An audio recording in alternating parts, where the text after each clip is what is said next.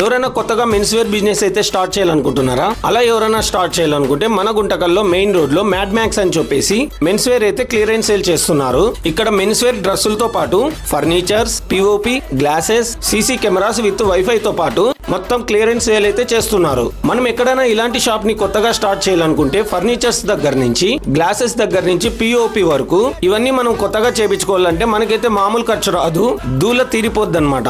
కానీ వీలైతే చాలా అంటే చాలా తక్కువ ధరకే సేల్ చేస్తామంటున్నారు. మరి ఎందుకు ఇంత తక్కువగా సేల్ చేస్తున్నారని మీకైతే ఒక డౌట్ వచ్చిండొచ్చు.